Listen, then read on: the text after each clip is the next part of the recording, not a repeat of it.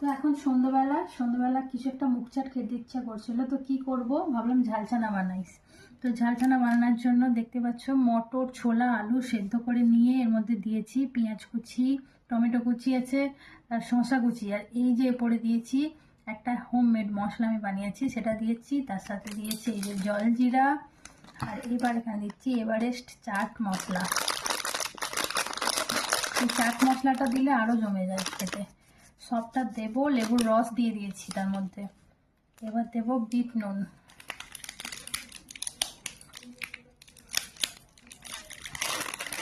তো তোমরাও যারা বন্ধুরা দেখছো তোমাদেরও আমন্ত্রণ রইল আমার পরিবারে, সবাই চলে আসো। বিট নুন দিয়ে দিই এখানে। দেখো কতখানি জিনিস। এবার ভালো করে লঙ্কার গুঁড়ো একটু দিয়েছি, কাঁচা লঙ্কা ঘরে ছিল না, তো কাঁচা লঙ্কার জায়গায় গুঁড়ো লঙ্কাটাই ব্যবহার করেছি। তো ভালো করে এবার মিক্স করা যাক, দেখা যাক কেমন টেস্ট হয়েছে। তো হোমমেড ঝাল ঝাল চানা।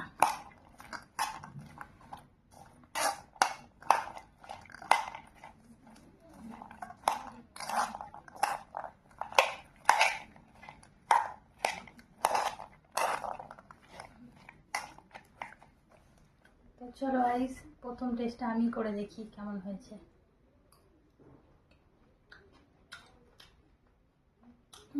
একদম ঠিকঠাক, আর একটু নুন দিতে হবে, একটু টক টক লাগবে তবে। তো আজকে